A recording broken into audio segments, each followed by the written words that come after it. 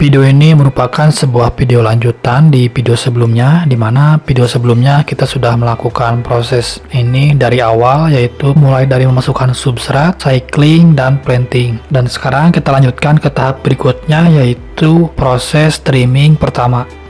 Untuk itu, mari kita lanjutkan saja videonya.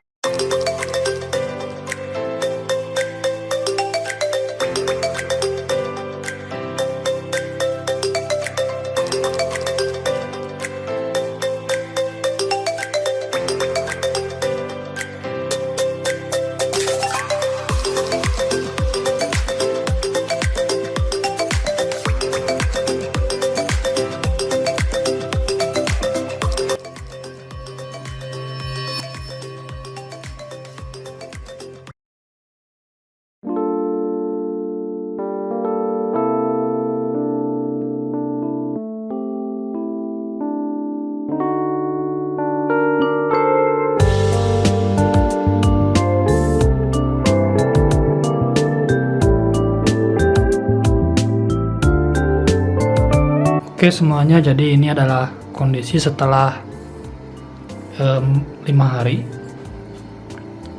Kalau kita lihat di sini itu udah muncul daun airnya ya.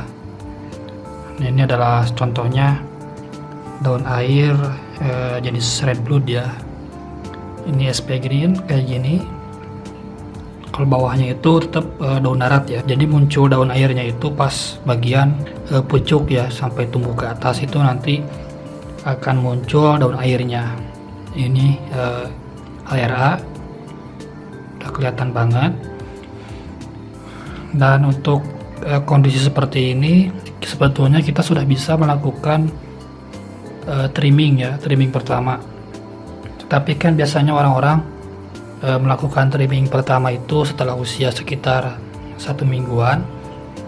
Tetapi kalau misalkan kita ingin mentrimmingnya di usia saat ini 5 hari, sebetulnya nggak ada masalah ya kalau kita ingin mentrimmingnya itu sekarang. Dan pas saat trimming pertama itu kita jangan dulu memikirkan konsep bentuk si tanaman stemplenya ini atau rotalanya ini. Misalkan teman-teman pengen mendekor tanamannya itu agar bulat-bulat ya. Nah jadi untuk yang pertama saat trimming pertama itu kita jangan dulu mengatur pola si tanaman rotalanya, tetapi kita rapihkan dulu bagian-bagian setiap tanamannya ya, soalnya kan ini masih acak-acakan ya. Nah sekarang kita akan melakukan trimming pertama, dan saat ini juga kita sudah waktunya untuk mengganti airnya. Dan untuk mengganti air ini sebetulnya saya sendiri sudah pernah melakukannya itu pas 2 hari saat pertama gua planting itu langsung gua ganti airnya sekitar 50%an lah atau 70%. Dan sekarang memasuki usia 5 hari kita harus juga melakukan water change ya, atau mengganti air. Itu kita langsung saja trimming aja terlebih dahulu, nanti setelah trimming langsung kita ganti air. Nah sebetulnya pada saat kita trimming pertama itu kita juga bisa hasil potongan trimmingnya itu kita tancapin lagi ya ke bagian yang kosong ya, seperti bagian ini nih. Pada bagian bawah ini kan masih kosong, juga bagian tengah-tengahnya pasti ada bagian sela-sela yang kosong biar nanti lebih padat. Jadi kita nanti hasil trimmingnya itu bisa kita tancap lagi. Nah sebelum kita trimmingnya jangan lupa dulu kita mematikan si pompa ya. Setelah itu kita langsung saja trimming ya.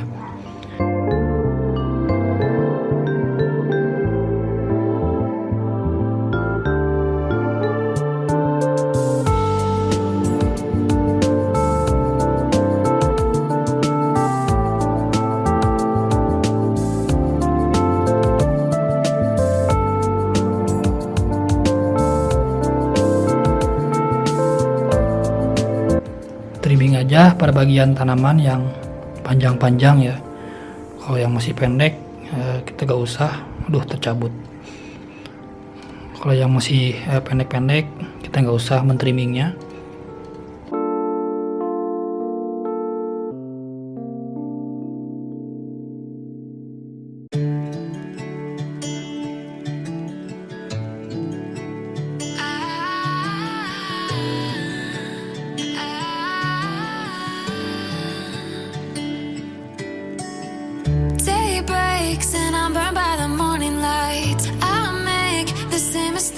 more than twice. Same song, but brand new dance. I wear out my third second chance.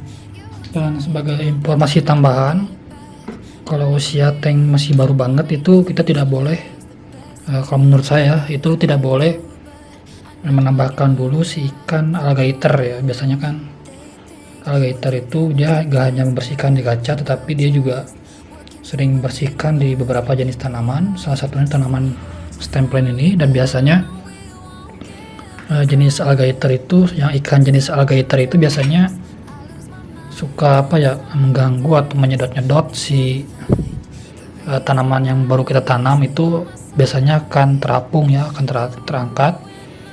Nah, kecuali kalau si tanamannya itu udah muncul akar, udah kuat gitu kan, menancap di substrat. Nah, itu biasanya akan aman ya. Selain ikan alligator juga ada lagi keong ya, keong tandu ataupun keong jenis lainnya. Itu biasanya suka suka main-main di bagian bawah substrat. Itu suka terapung ya, biasanya suka terangkat si jenis tanaman yang baru kita tanam itu biasanya terganggu ya. Kecuali untuk jenis alligator udang. Nah, kalau udang itu biasanya sedikit aman ya, meskipun dari awal tanam kita menambahkan si udang alligator ya. Kalau saya sendiri sih saat ini belum menambahkan udang. Bagusnya sih itu dari awal ya kita, atau setelah usia 3 hari itu biasanya. Sebelumnya saya sudah melakukan menambahkan udang, tetapi saat ini gua belum menambahkan jenis alligator apapun ya. Dan untuk setelah 3 hari ini, kalau gua lihat sih belum ada permasalahan apa-apa ya, belum ada diatom ataupun jenis alga lainnya itu nggak ada ya. Mudah-mudahan sih jangan sampai muncul alga yang parah. Kalau di atom sih biasanya itu suka muncul ya, meskipun kita udah cycling, tetapi kalau di atom itu biasanya tetap muncul. Dan di atom itu bukan jenis alga yang berbahaya ya, tapi emang semua skipper juga pasti mengalami yang namanya alga di atom. Cara mengatasinya juga cukup mudah, sangat mudah. Bahkan kita cukup menambahkan jenis alligator udang sama ikan ya, ikan alligator maupun itu ikan sai ataupun cae ataupun juga oto. Yang lebih bagus itu kan saat ini jenis alligator namanya oto sinclus.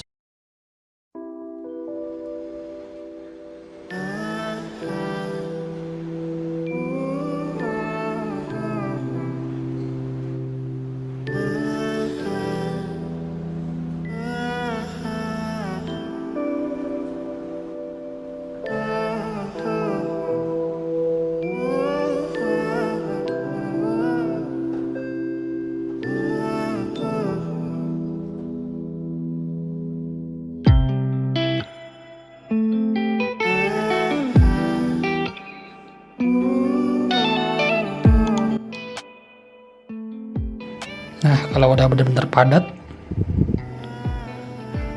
kita langsung bisa men-trimming yang lain ya. Dan kalau misalkan ada yang masih sisa yang belum kita tancap, tapi kalau misalkan udah padat banget, kita bisa langsung saja membuangnya ya. Si tanaman-tanamannya ini bisa kita langsung buang.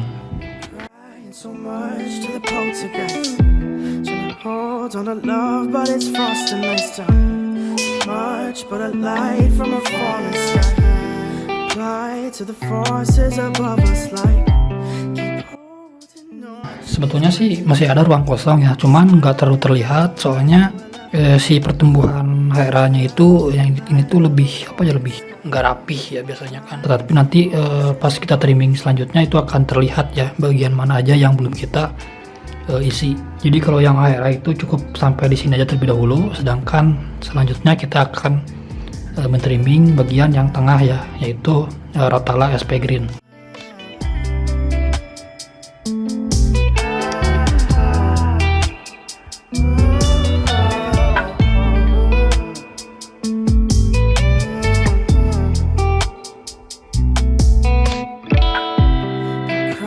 so much to the poltergeist. Trying to hold on to love, but it's fast and nice time. Much better light from a falling sky. Fly to the forces above us like keep holding on to this present time.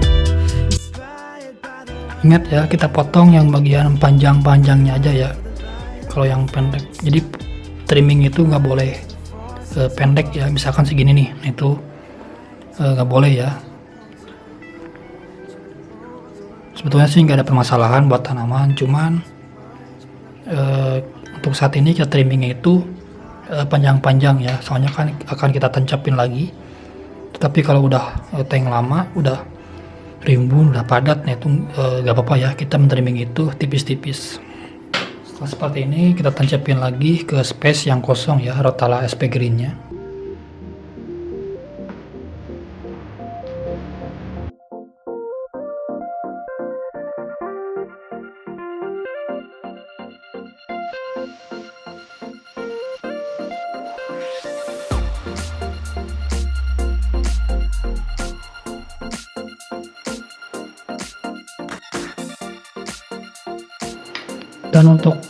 Dan untuk pengisian air, di sini gue menggunakan air sumur ya. Kenapa gue nggak menggunakan air rumah, air isi ulang seperti yang tank sebelumnya kan? Nah ini masih panjang nih, harus gue potong. Kalau yang sebelumnya kan gue menggunakan airnya tuh air isi ulang ya, yang tank 60 cm. Yang ini itu gue menggunakan air isi ulang. Tapi kalau ini gue menggunakan air sumur yang ada di rumah. Kenapa? Tentunya ini sedang ngecek ya, apakah air di rumah gue itu apakah bagus. Jadi ceritanya itu gue ini kan kalau yang tank 60 cm itu dengan yang ini itu airnya berbeda teman-teman. Jadi gue itu kan pindah tempat tinggal gitu kan, pindah rumahan. Nah kalau yang rumah sebelumnya itu, tempat tinggal gue itu yang sebelumnya itu kondisi airnya itu kurang bagus ya. Cara mengetahuinya gimana? Gue nggak menggunakan test kit ya, ataupun seperti KH ataupun GH meter. Gue nggak menggunakan hal tersebut, tapi gue cukup mengetahuinya itu dari ikan ya. Pas saya misalkan mengganti air baru yang ada ikannya. Nah kalau di rumah yang tempat gue sebelumnya itu, si ikannya itu suka mabuk ya, suka mengap-ngap ke atas gitu kan, kayak lemas. Nah pasti itu amoniaknya tinggi ataupun ada kandungan-kandungan yang cukup berbahaya ya buat fauna juga flora. Nah kalau yang di tempat tinggal yang baru ini, gue pas mengganti air yang baru, pas pertama gue cek si ikannya itu aman-aman aja teman-teman. Jadi dia gak mabuk ataupun gak mengap-ngap ke atas itu kan. Kayaknya sih dari segi amoniaknya itu dikit ya dibanding yang tempat tinggal gua sebelumnya. Kalau untuk mengukur kadar KH itu kan jenis zat kapur, bukan kapurit ya. Kalau kapurit itu kan buat kolam berenang, beda lagi. Jadi ini tuh kalau KH itu seperti zat kapur ya. Nah kalau misalkan zat kapur itu terlalu tinggi atau KH-nya itu terlalu tinggi, biasanya si tanamannya itu sulit untuk tumbuh ya. Kalau teman-teman misalkan bikin tank aquascape tema apapun itu, kalau misalkan pas kita menggunakan air yang KH-nya tinggi, itu si tanaman itu sulit banget untuk tumbuh cepat ya. Bahkan bisa kerdia juga, meskipun kita udah menggunakan pencahayaan tinggi, kemudian nutrisinya cukup baik, tapi kalau misalkan kualitas airnya itu KH-nya itu tinggi, biasanya akan sedikit lebih susah ya untuk menumbuhkan beberapa jenis tanaman.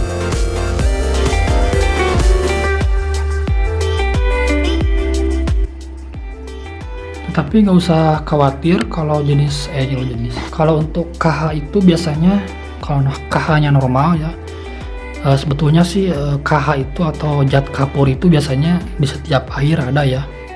Di setiap air tempat tinggal teman-teman itu pasti yang namanya zat kapur itu ada ya dari tanah.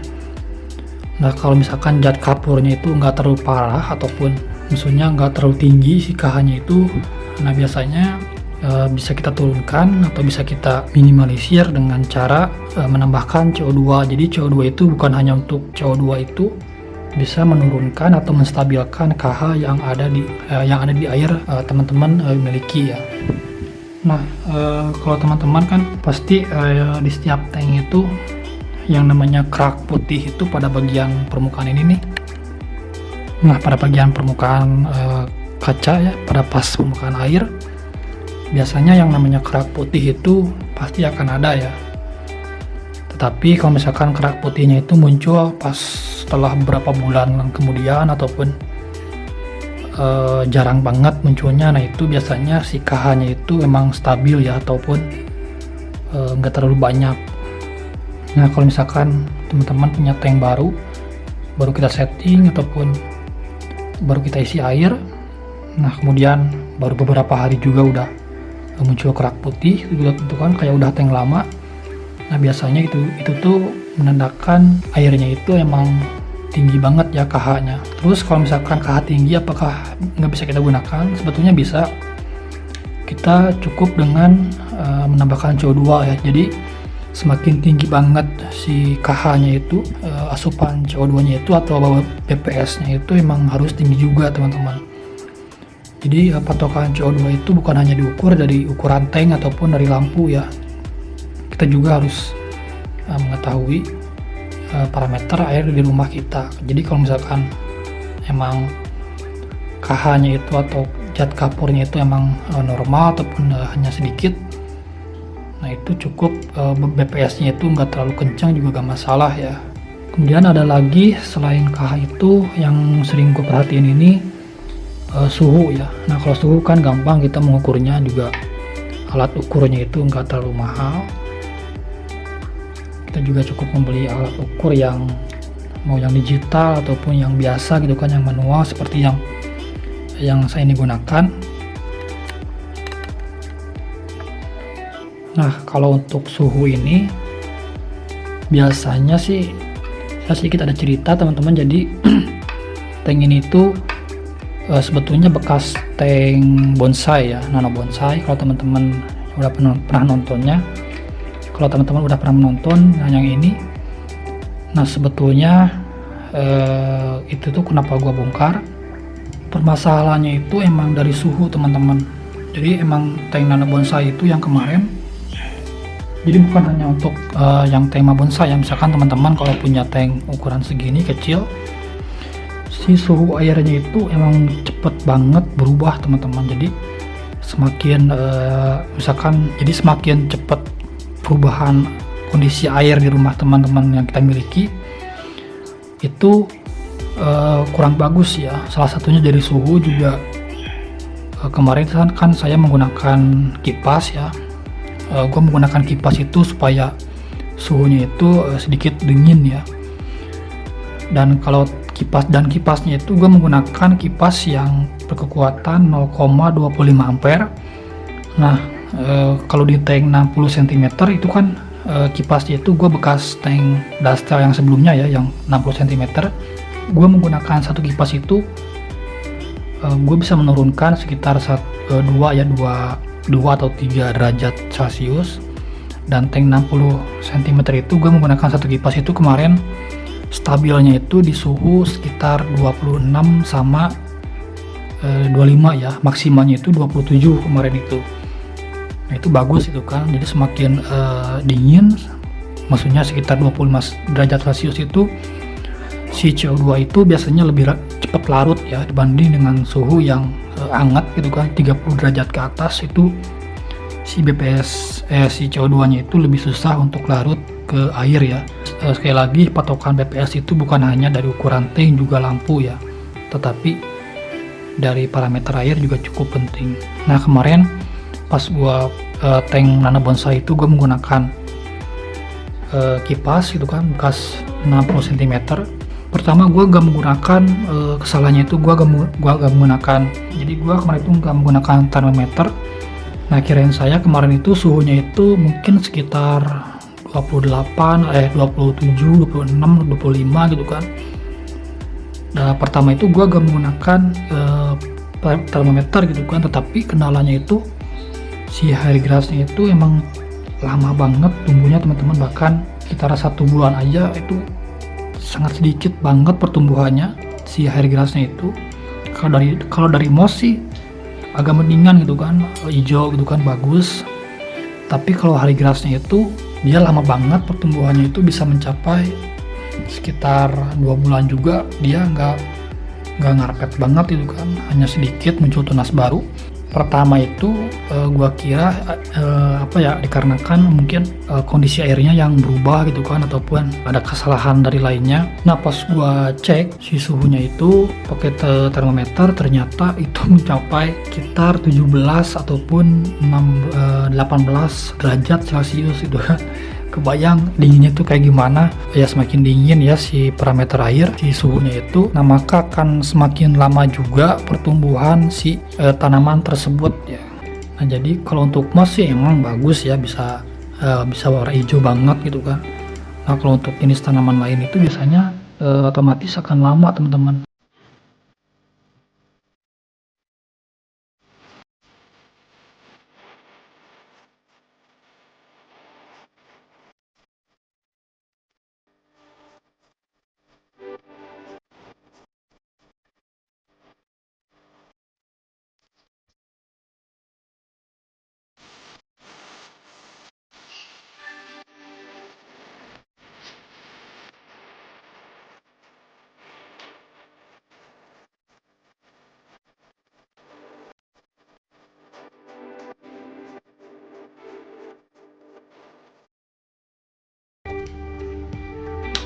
Oke, kita sudah selesai melakukan proses maintenance pertama.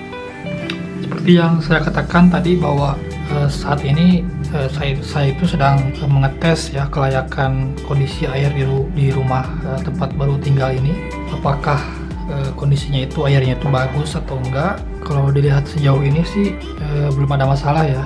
Belum ada masalah yang muncul. Salah satunya seperti alga itu nggak ada. Ini tuh benar-benar bersih banget. Kondisi daunnya cukup bagus ya dari warnanya. Oke, mungkin video kali ini cukup sampai di sini aja terlebih dahulu, dan nanti akan gua bahas lagi mungkin setelah usia 2 minggu ataupun 1 bulan ya mungkin. Oke, mungkin cukup sampai di sini aja terlebih dahulu, dan biar gak ketinggalan updatean selanjutnya, jangan lupa buat klik tombol subscribe, juga nyalakan loncengnya, like juga teman-teman kalau menyukai video ini, dan terima kasih udah menonton video ini sampai habis. Tetap jaga kesehatan dan sampai jumpa di video selanjutnya.